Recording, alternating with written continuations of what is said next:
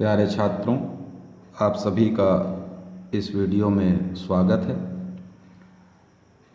आज हम सांख्यिकी के अंतर्गत माध्यिका क्या है और माध्यिका की गणना हम कैसे करेंगे ये यहाँ सीखेंगे। आप वीडियो में शुरू से अंत तक बने रहिए ताकि माध्यिका का कॉन्सेप्ट और कैलकुलेशन आप अच्छे से समझ सकें और वीडियो पसंद आए तो लाइक और शेयर भी ज़रूर कीजिएगा। तो आइए स्टार्ट करते हैं आज का क्लास। तो सबसे पहले देखेंगे मीडियन मीन्स माध्यिका। माध्यिका की परिभाषा यहाँ दिया जा रहा है, किसी समंक श्रेणी के पदों को उनके मूल्यों के अनुसार आरोही अथवा अवरोही अर्थात बढ़ते या घटते क्रम में रखने पर जो बीच के पद का मान होगा, यानी बीच के पद के मान को उस श्रेणी की माध्यिका कहते हैं। इसके साथ ही साथ इसके कुछ गुण, दोष और उपयोगिता को भी यहाँ बताया गया है। हालांकि थ्योरेटिकल क्वेश्चन एग्ज़ाम में पूछे नहीं जाते, फिर भी आप इसे नोट कर सकते हैं। माध्यिका के गुण, इसकी परिभाषा निश्चित एवं स्पष्ट है। दूसरा, इसकी गणना सरल है। तीसरा, सीमांत पदों का इस पर प्रभाव नहीं पड़ता है। चौथा, अपूर्ण आंकड़ों के होने पर भी इसे ज्ञात किया जाता है। गुण होने के साथ ही साथ माध्यिका के कुछ दोष भी हैं जो यहाँ आप नोट करेंगे। पहला, पदों को क्रमबद्ध करना पड़ता है। दूसरा, सभी पदों को समान महत्व नहीं दिया जाता है। तीसरा, यह समूह का उचित प्रतिनिधित्व नहीं करता। चौथा, यह बीजगणितीय विवेचन के अनुपयुक्त है। इसकी उपयोगिता कहाँ होती है, इस पर भी थोड़ा प्रकाश डालेंगे। गुणात्मक तथ्यों जैसे सुंदरता, स्वास्थ्य, ईमानदारी, बुद्धिमत्ता आदि के अध्ययन तथा सामाजिक समस्याओं जैसे धन का वितरण, मजदूरी आदि अध्ययन के लिए यह अत्यंत उपयोगी माध्य है। ठीक है, इसे आप नोट कर लीजिएगा। आइए देखते हैं माध्यिका की गणना हम कैसे करेंगे। श्रेणियाँ 3 प्रकार की होती है, पिछले वीडियो में भी हमने बताया था आपको। व्यक्तिगत श्रेणी, असतत श्रेणी और सतत श्रेणी। तो सबसे पहले हम देखेंगे व्यक्तिगत श्रेणी में सर्वप्रथम दत्त आंकड़ों को आरोही बढ़ते या घटते क्रम में लिख लेंगे और दिए गए आंकड़ों में पदों की संख्या को गिनते हैं। फिर देखते हैं जब पदों की संख्या n विषम हो तब माध्यिका के लिए फार्मूला लगाएंगे n+1/2वें पद का मान, और वही हमारा उत्तर हो जाएगा। यदि पदों की संख्या कैसी हो, n बराबर सम हो, जैसे 2, 4, 6, 8 हो, तब माध्यिका के लिए फार्मूला n/2वें पद का मान धन n/2 प्लस 1वें पद का मान पूरे के बटे में 2 लगाएंगे और इसको कैलकुलेट करने से जो वैल्यू आएगा वही माध्यिका होगी। ठीक है, अभी हम देख लेते हैं गणना कैसे करना है। फिर इसके पश्चात सभी श्रेणियों से एक एक प्रश्न आपको उदाहरण के तौर पर हल करके दिखाएंगे। ठीक है, तो आइए असतत श्रेणी में हम माध्यिका की गणना कैसे करेंगे देखते हैं। तो असतत श्रेणी में सर्वप्रथम हम क्या करेंगे, श्रेणी के पदों को आरोही क्रम या अवरोही भी कर सकते हैं में लिखते हैं। तत्पश्चात संचयी बारंबारता ज्ञात करते हैं। दिए गए आवृत्तियों को क्रमशः जोड़ते जाते हैं। इस प्रकार संचयी बारंबारता ज्ञात करते हैं। उदाहरण में ये और अधिक स्पष्ट होगा कि संचयी बारंबारता कैसे ज्ञात करना है। संचयी बारंबारता ज्ञात करने के बाद हम सूत्र n+1/2 का उपयोग करेंगे, जिससे माध्यिका संख्या निकलेगा और n का मतलब होगा कुल आवृत्ति ज्ञात कर लेंगे। अब देखेंगे कि जो माध्यिका संख्या हमने निकाला है वह किस संचयी आवृत्ति के अंतर्गत आता है। तो जिस संचयी आवृत्ति के अंतर्गत आता है, के सामने वाला जो भी पद मूल्य होगा वही उसकी माध्यिका होगी। ठीक है, क्वेश्चन सॉल्व करने पर ये स्पष्ट होगा। ये क्या है, आपकी सुविधा के लिए एक साथ लिख करके यहाँ बताया जा रहा है, तो आप इसे निश्चित रूप से नोट करते जाइए। अब देखते हैं सतत श्रेणी में हम माध्यिका कैसे ज्ञात करते हैं। तो सर्वप्रथम संचयी आवृत्ति ज्ञात करेंगे, जैसे कि असतत श्रेणी में किया गया। फिर माध्यिका संख्या के लिए यहाँ n/2 फार्मूला इस्तेमाल करेंगे। कुल संचयी आवृत्ति को 2 से डिवाइड करेंगे और माध्यिका संख्या ज्ञात कर लेंगे। माध्यिका संख्या जिस संचयी आवृत्ति के अंतर्गत आता है, ठीक, उसके सामने का जो वर्ग होगा उसे हम माध्यिका वर्ग कहेंगे। अब माध्यिका वर्ग ज्ञात हो जाने के बाद हमको ये फार्मूला याद करना होगा। इस फार्मूला में फिर हम सभी मानों को रखते हैं तो माध्यिका की गणना होती है। फार्मूला इस प्रकार से है, ME यानी मीडियन माध्यिका है, L1 प्लस छोटा कोष्टक में capital N/2 minus capital F upon small f, और आगे छोटा कोष्टक में L2 माइनस L1 लिखेंगे। अब इनको क्या कहा जाता है, L1 माध्यिका वर्ग की निम्न सीमा होगी, L2 माध्यिका वर्ग की उच्च सीमा है, n/2 माध्यिका संख्या है, कैपिटल F माध्यिका वर्ग से पूर्व वर्ग तक आवृत्तियों का योग है और स्मॉल f माध्यिका वर्ग की आवृत्ति है। तो इसे आप नोट कर लीजिए। जब क्वेश्चन अभी अपन समझाएंगे तो आप देखेंगे कि किसको क्या कहते हैं। उदाहरणों के माध्यम से ये सभी गणनाओं को हम बड़ी आसानी से और सरलता से सीख सकते हैं। ठीक है, काफ़ी परीक्षा उपयोगी है। आप अपने सिलेबस के अनुसार जो हो उसको अच्छे से पढ़ेंगे। ठीक है, तो आइए अब हम माध्यिका की गणना प्रत्येक श्रेणी को उदाहरण के माध्यम से समझते हैं। तो व्यक्तिगत श्रेणी के अंतर्गत हम लेते हैं प्रश्न, निम्न आंकड़ों 25, 21, 23, 18, 20, 23, 24 की माध्यिका ज्ञात कीजिए। तो हमने आपको गणना के अंतर्गत नियम में लिखवाया है कि सबसे पहले दिए गए आंकड़ों को अवरोही या आरोही क्रम में लिखना, तो हल हो जाएगा। दत्त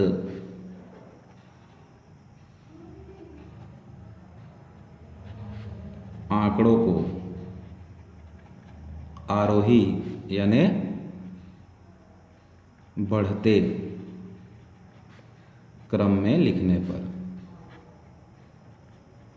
ठीक, तो देखिए इसमें सबसे छोटा आंकड़ा कौन सा है, 18, उसके बाद 20, उसके बाद 21, जिसको लिखते जा रहे हैं टिक कर लें। फिर है 23, 23 दो बार है, 23, 23, फिर 24 और फिर 25। अब पदों की संख्या को गिन लीजिए, सम है कि विषम। 1, 2, 3, 4, 5, 6, 7। तो पदों की संख्या n बराबर 7 है, यानी विषम है। इसलिए माध्यिका के लिए फार्मूला लगाएंगे n+1/2वें पद का मान।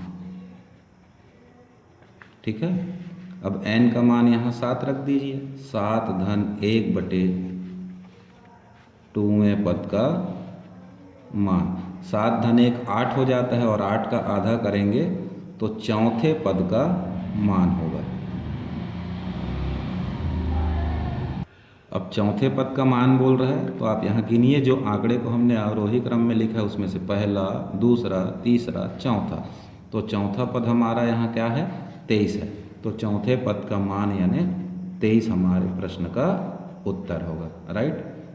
अब हम एक देखते हैं जब पदों की संख्या सम हो। नेक्स्ट क्वेश्चन लेते हैं, दिए गए आंकड़ों 113, 102, 95, 85, 110, 109, 106, 110, 115, 107 की माध्यिका ज्ञात कीजिए। ठीक है, अब इसको हल करेंगे तो सबसे पहले दिए गए आंकड़ों को हमको आरोही क्रम में लिखना है। तो दत्त आंकड़ों को आरोही क्रम में लिखने पर।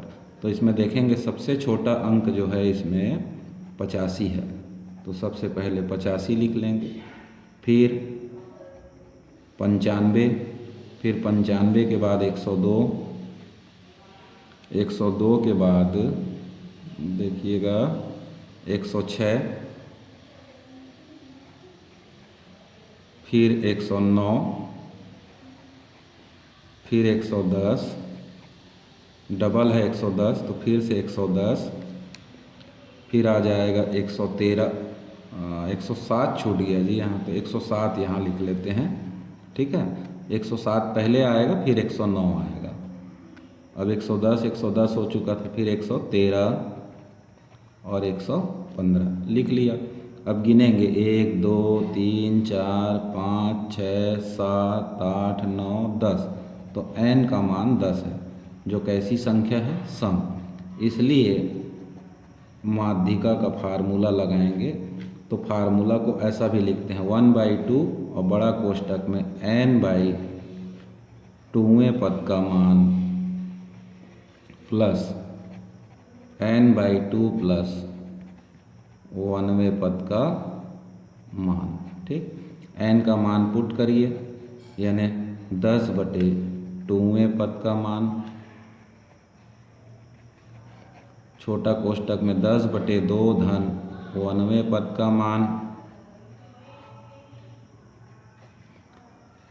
10/2 यानी हुआ 5वें पद का मान,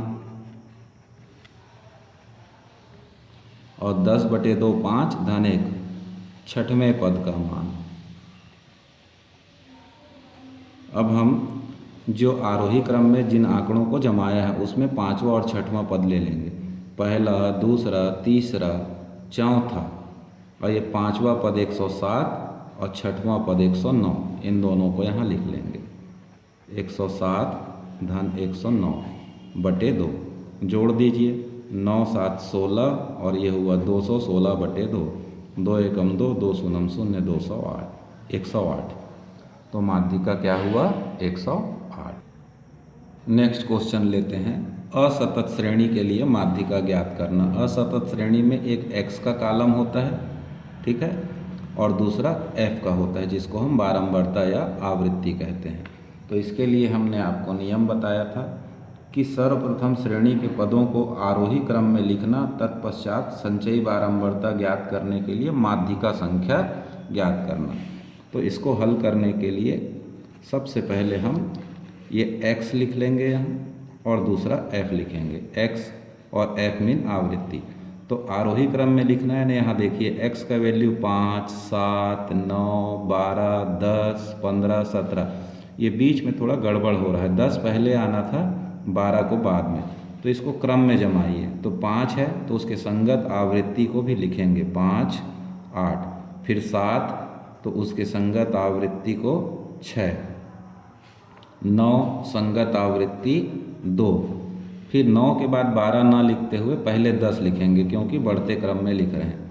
10 तो संगत आवृत्ति 3, फिर आप 12 को लिखेंगे, 12 के लिए संगत आवृत्ति 2 है, और 15 के लिए संगत आवृत्ति 6 है, और 17 के लिए संगत आवृत्ति 5 है। तो ये हुआ इसको आरोही क्रम में जमाना। फिर कहा गया था संचयी आवृत्ति ज्ञात करते हैं, तो ये लिखे यहाँ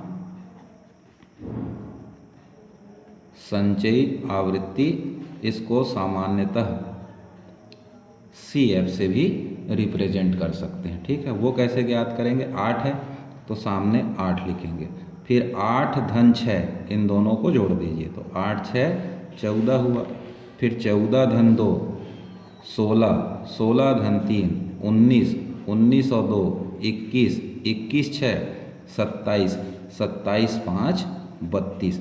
तो इस प्रकार से हम संचयी आवृत्ति ज्ञात करते हैं। ध्यान देंगे एक बार और, 8 सीधा लिखें, 8 6 14, 14 2 16, 16 3 19, 19 2 21, 21 6 27, 27 5 32। इसके बाद हम फार्मूला उपयोग करेंगे माध्यिका संख्या का। तो देखिए माध्यिका संख्या के लिए क्या फार्मूला बताया था, माध्यिका संख्या बराबर कैपिटल n+1/2। और कैपिटल N किसको कहेंगे? तो ये जो संचयी आवृत्तियों का जोड़ है टोटल, यही कुल आवृत्ति बताया गया था, तो 32 है।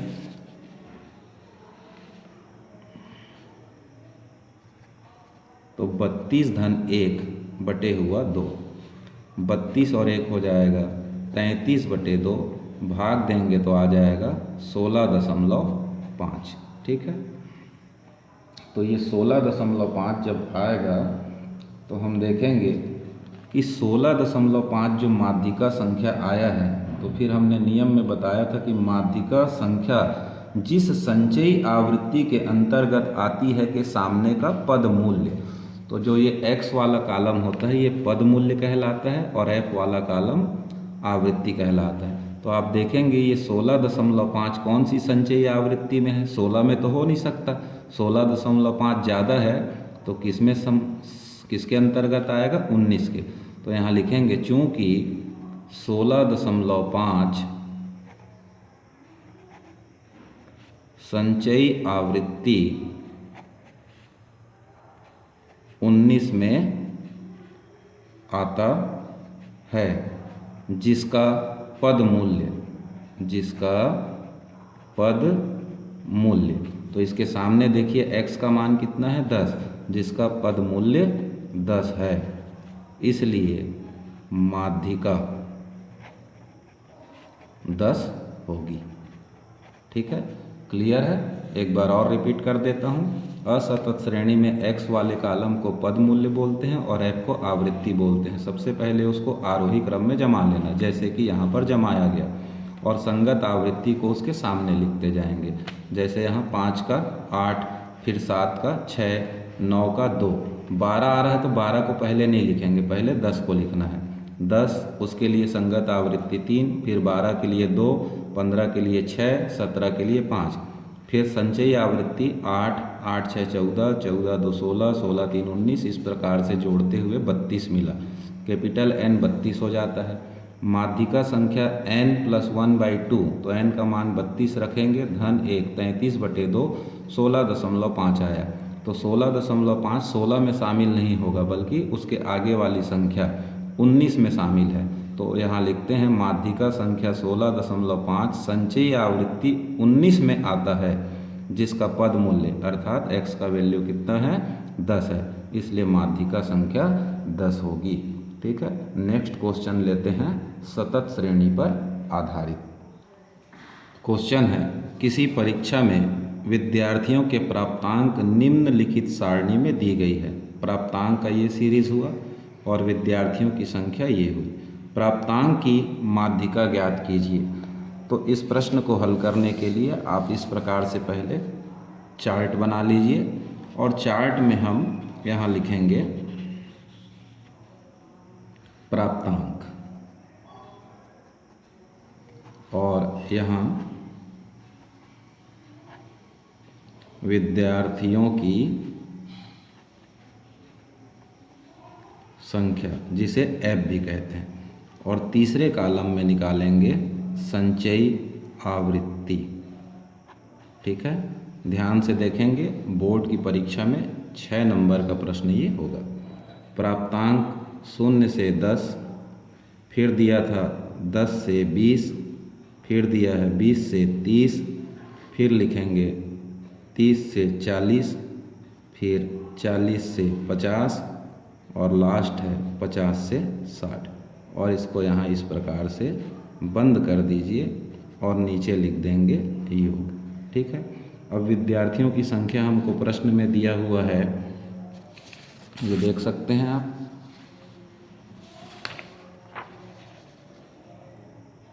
एक,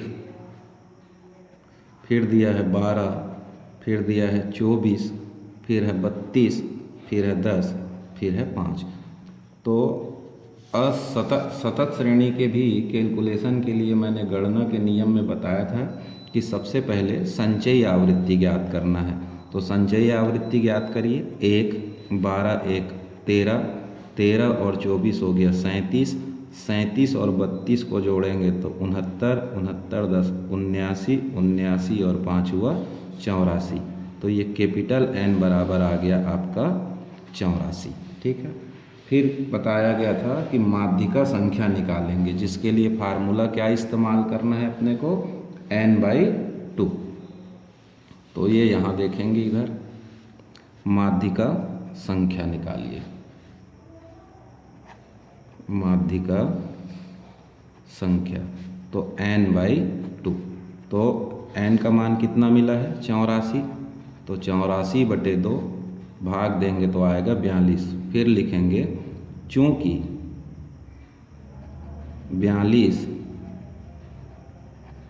संचयी आवृत्ति, देखिए 37 में तो शामिल नहीं हो सकता, उसके बाद वाले में ही शामिल होगा, तो इसको घेर दीजिए। संचयी आवृत्ति 69 में शामिल है।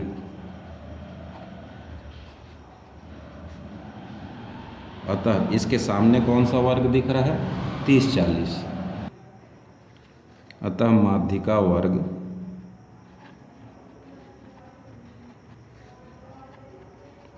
30 40 होगा। ठीक है। सतत श्रेणी के नियम को एक बार दोहरा देता हूँ। सर्वप्रथम संचयी आवृत्ति ज्ञात करना, जो कि यहाँ हमने किया। फिर माध्यिका संख्या n/2 के फार्मूला से लगाएंगे तो ये 42 आया।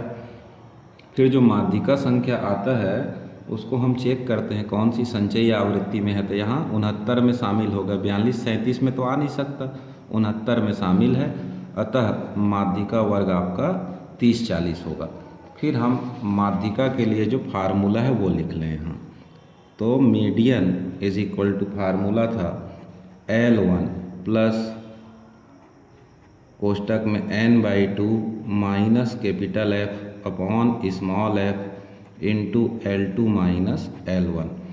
तो बताया गया था L1 क्या बताया था, इसलिए यहाँ पहले लिख लीजिए L1 माध्यिका वर्ग की निम्न सीमा। तो माध्यिका वर्ग क्या आया, 30 40। तो इस 30 को हम निम्न सीमा कहेंगे और 40 को उच्च सीमा कहते हैं और इसको L2 से रिप्रेजेंट करते हैं। कैपिटल N तो हमको पहले से मालूम है 84 है। अब कैपिटल F निकालिए। तो कैपिटल F के लिए बताया गया था माध्यिका वर्ग से पूर्व वर्ग। ठीक, तो माध्यिका वर्ग से पूर्व वर्ग की संचयी आवृत्ति, यानी ये हमारा कैपिटल F हो जाएगा। ठीक है, 37। और स्मॉल f बताया गया है माध्यिका वर्ग की आवृत्ति, तो ये हमारा जो मान है 32, वो क्या होगा, माध्यिका वर्ग की आवृत्ति। तो इस सूत्र में भरने के लिए जो जो आवश्यक मान है वो सभी मान हम यहाँ पर लिख चुके हैं। ठीक है, अब इस सूत्र में मानों को भर दीजिए। तो L1 का मान हो जाएगा 30, n/2 निकाल चुके हैं 42, कैपिटल F का मान है 37, स्मॉल f का मान है 32, L2 का मान 40 और L1 का मान 30। अब आगे बढ़िए, 42 में 37 गया 5, 40 में 30 गया 10 बटे हुआ 32। अब आप इसको कटा लीजिए।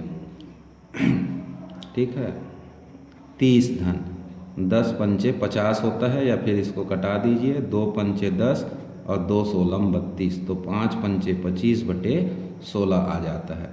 अब 25 को हम 16 से भाग दे देंगे तो देखेंगे 30 धन 16 एकम 16 बचेगा 9, लगाएंगे दशमलव तो हो जाएगा 90, 16 पंचे 85 हो जाएगा। फिर बचेगा हाथ में 5 तो हो गया 16 दूनी 32, 16 तिया 48 और इन दोनों को जोड़ दीजिए तो 30 और 1 हो जाएगा 31.53 हमारे प्रश्न का आंसर।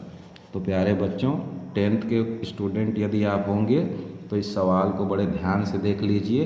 एनुअल एग्ज़ाम में श्योरली आने की इसकी संभावना है। ठीक है, वीडियो पसंद आया हो तो लाइक और शेयर कीजिए और कंटिन्यू यदि आपको स्टडी करना है इस वीडियो में, इस चैनल पर, तो चैनल को निश्चित रूप से सब्सक्राइब कर लीजिए और इसको नोट भी कर लीजिएगा।